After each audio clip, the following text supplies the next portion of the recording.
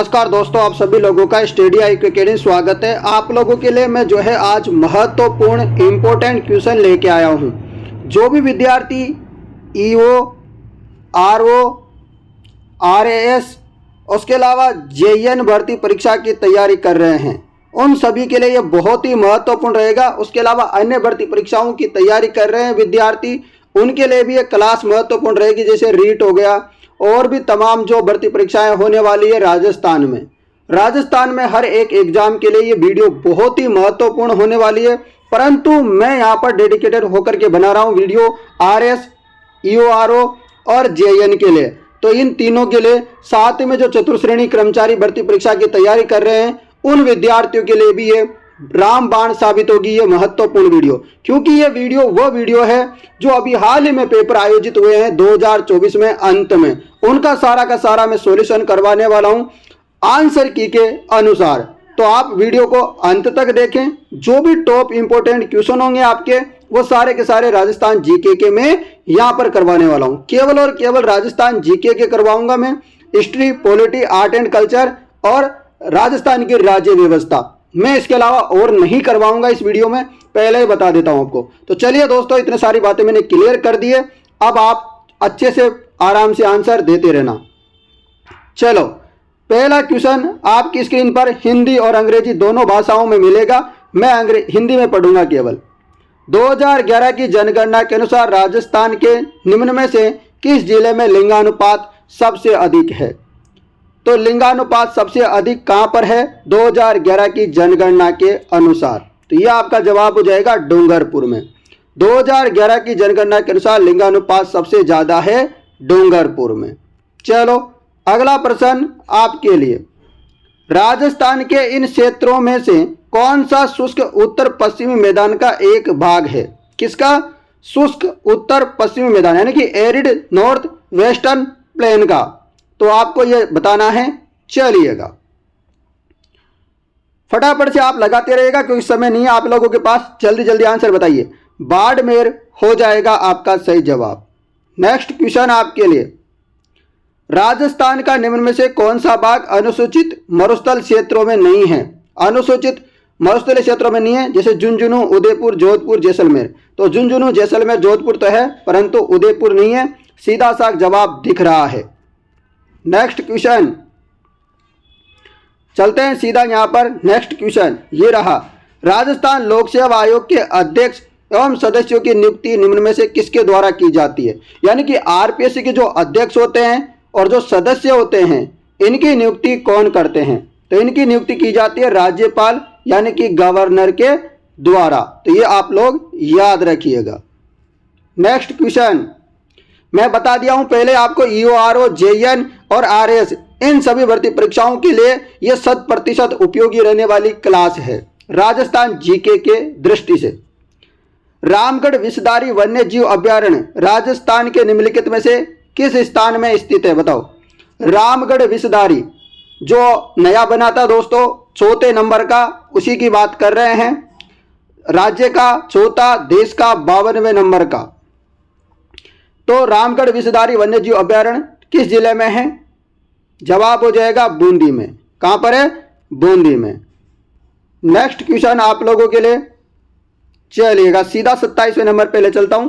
भारत के राज्य का नाम बताइए जिसमें पंचायती राज प्रशासन की आधुनिक त्रिस्तरीय प्रणाली सर्वप्रथम अपनाई गई थी। क्वेश्चन है बहुत ही महत्वपूर्ण। भारत के ऐसे राज्य का नाम बताइए जिसमें पंचायत राज प्रशासन की आधुनिक त्रिस्तरीय प्रणाली सर्वप्रथम अपनाई गई थी। तो ये आपका हो जाएगा राजस्थान। ठीक है, राजस्थान में जिले की बात करेंगे तो नागौर हो जाएगा। ठीक है ना। चलो, अगला प्रश्न अंग्रेजी में भी आप पढ़ लेना। जो विद्यार्थी इंग्लिश मीडियम से हैं वो आप इंग्लिश मीडियम वाले भी ऊपर पढ़ सकते हैं, इसलिए मैंने दोनों लैंग्वेज में ये मामला रखा है। निम्नलिखित में से राजस्थान का कौन सा भौगोलिक क्षेत्र हरियाणा राज्य के साथ अपनी सीमा साझा नहीं करता? बताना है आपको। निम्नलिखित में से कौन सा जो है भौगोलिक क्षेत्र? देखो, पहले तो जिले वगैरह आया करते थे, आजकल पैटर्न चेंज हो गया है परीक्षा में क्वेश्चन पूछने का। तो यहां पर अलग प्रकार से क्वेश्चन पूछा है कि कौन सा भौगोलिक क्षेत्र है जो हरियाणा राज्य के साथ अपनी सीमा साझा नहीं करता है। बताओ फटाफट। बहुत ही बड़ी आसान से दिख रहा है कि अर्ध शुष्क भी करता है, अरावली क्षेत्र भी करता है, पूर्वी मैदान भी करता है, परंतु दक्षिण पूर्वी जो पठार है, हाडोती वाला क्षेत्र है, दक्षिण वाला क्षेत्र है, वह नहीं करता है, हरियाणा के साथ सीमा साझा। ठीक है, चलो चलते हैं नेक्स्ट क्वेश्चन। ये रहा आपके सामने नेक्स्ट क्वेश्चन। 30 मार्च 1949 को संयुक्त ग्रेटर राजस्थान यानी कि United state of greater Rajasthan का औपचारिक उद्घाटन किसके द्वारा किया गया? 30 मार्च 1949 को आपको पता है सबसे पहले किसने किया था? बताओ फटाफट। सबसे पहले किया था गौडगिल, दूसरे में भी किया गौडगिल, तीसरे में किया चाचा नेहरू ने, चौथे में किया पटेल जी ने। तो पटेल जी आंसर होना चाहिए कि नहीं? होना चाहिए। तो बिल्कुल अपना जवाब हो जाएगा सरदार वल्लभ भाई पटेल ने 30 मार्च 1949 को राजस्थान का जो है चौथा जो चरण था उसका उद्घाटन किया था। बड़ी बड़ी रियासतें इस समय मिल गई थी। उसी दिन से लेकर के आज तक राजस्थान दिवस 30 मार्च को मनाया जाता है। क्यों? 30 मार्च को दोस्तों घोषणा हो गई थी कि राजस्थान बन गया है। ठीक है, चलो अगला प्रश्न।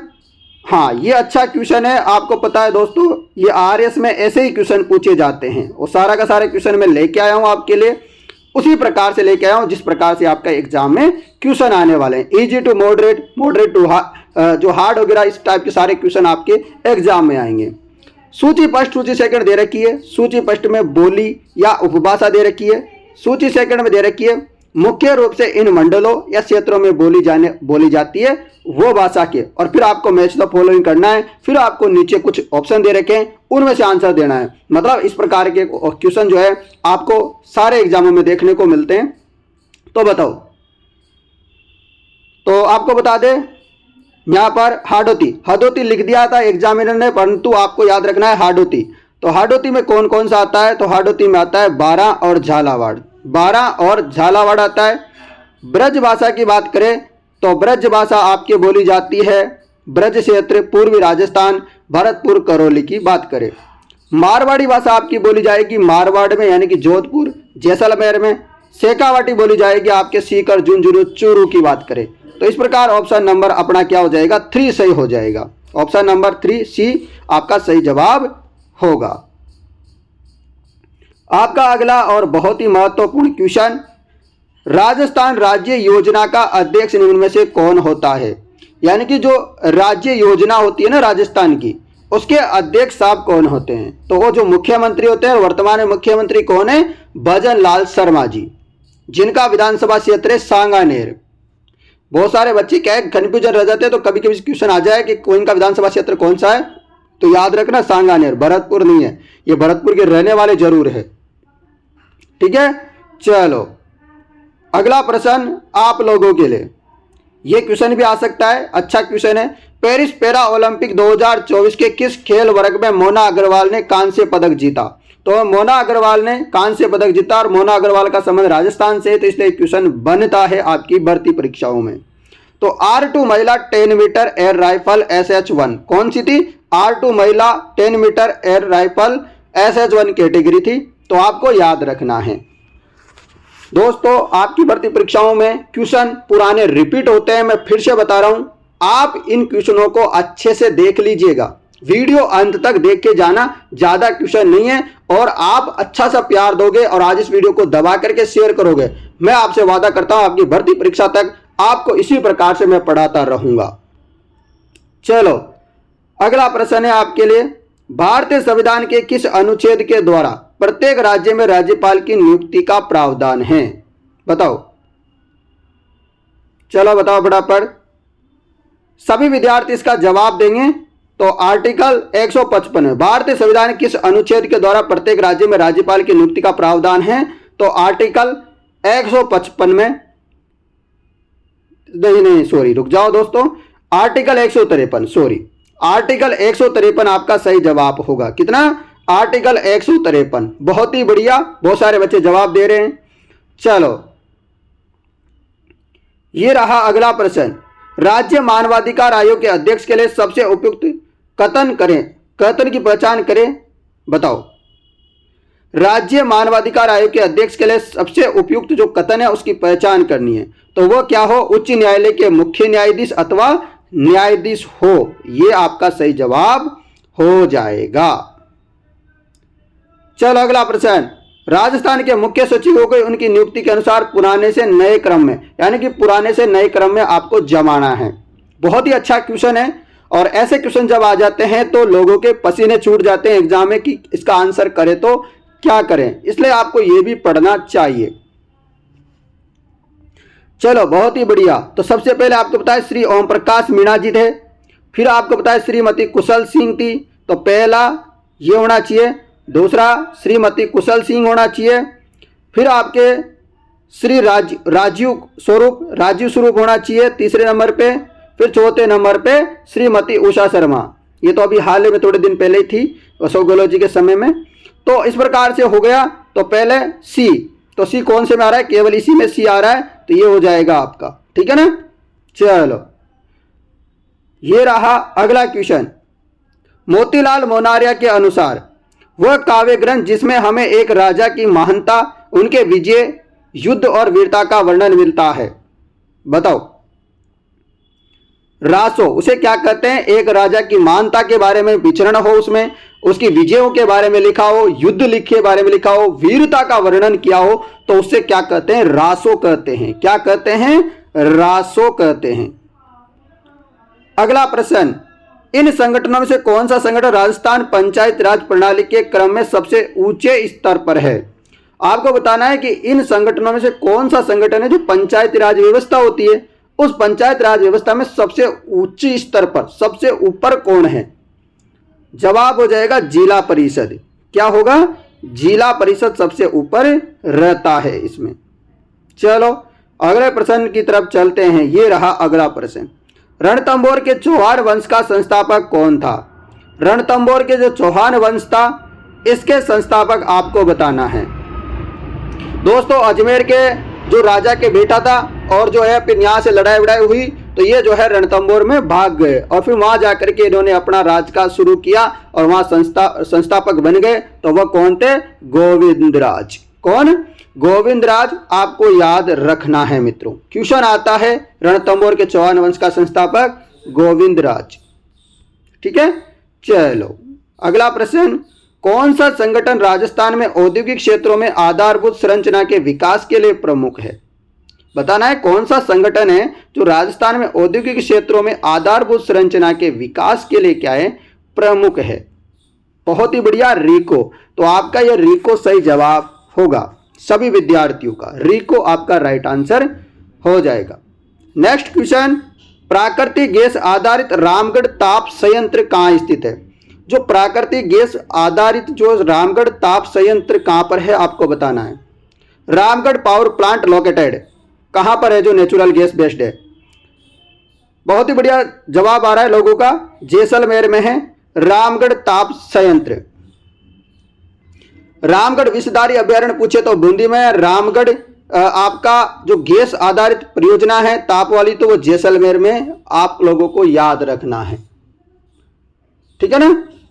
चलो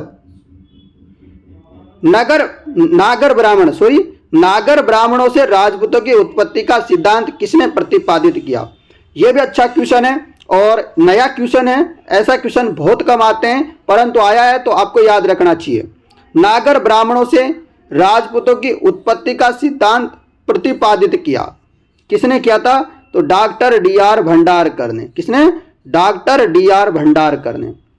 नेक्स्ट क्वेश्चन, पंडित जवाहरलाल नेहरू द्वारा प्रस्तुत उद्देश्य प्रस्ताव को संविधान सभा द्वारा कब अंगीकृत किया गया या स्वीकार किया गया, तो 22 जनवरी 1947 को।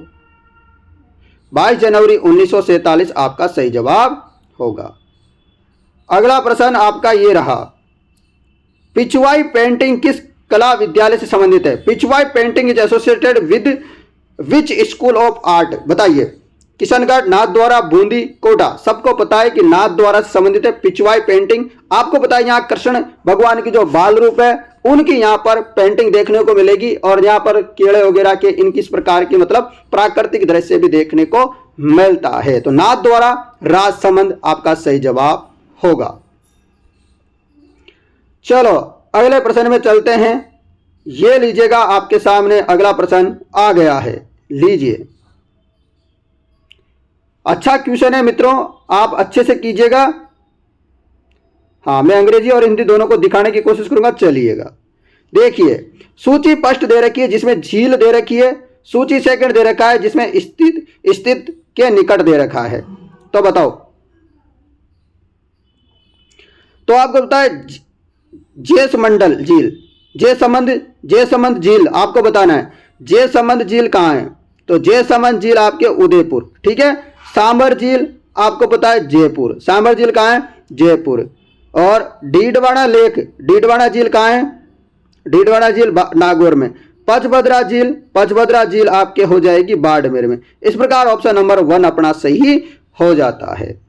ठीक है मित्रों, चलो ये रहा आपके लिए एक और अच्छा सा प्यारा सा क्वेश्चन। सूची फर्स्ट सूची सेकंड दे रखी, सूची फर्स्ट में दे रखा है मेला, दूसरे में दे रखा है स्थान।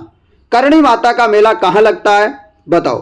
करणी माता का मेला लगता है कोलायत में। कोलायत कहाँ पड़ता है? बीकानेर में। श्री महावीर जी का मेला करौली में लगता है, यह आपको याद रखना है। कपिल मुनि का मेला लगता है देशनोक में। कपिल मुनि का मेला कहाँ लगता है? देशनोक में, याद रखना। और डिग्गी कल्याण जी का मेला या कल्याण जी का मेला की बात करें तो डिग्गी टोंक में लगता है। कहाँ लगता है? डिग्गी टोंक में लगता है, आपको याद रखना चाहिए। ठीक है, तो दोस्तों आपको कैसे लग रहे हैं प्रश्न कमेंट कर दीजिए। जो भी JN वाले, EOR वाले, चतुर्थ श्रेणी कर्मचारी वाले, RS वाले, जितनी भर्ती परीक्षाओं की तैयारी करने वाले विद्यार्थी है, तो उनके लिए क्लास बहुत ही महत्वपूर्ण है। फटाफट से आप वीडियो को शेयर वगैरह कर दीजिए, अपने दोस्तों को बता दीजिए कि जो है अंत में परीक्षा की दृष्टि से रामबाण आ चुका है। ठीक है, और आपको पढ़ लेना चाहिए। चलो अगला प्रश्न, बूंदी में कजली तीज का त्योहार किस माह में मनाया जाता है? बूंदी में कजली तीज का त्योहार किस माह में मनाया जाता है? तो कजली तीज का जो त्योहार है भादवा की कृष्ण पक्ष की तृतीया को मनाया जाता है। यहां तो भादवाई लिखा हुआ है, परंतु कभी कभी एग्जाम में आता है कि बूंदी तीज कब मनाई जाती है।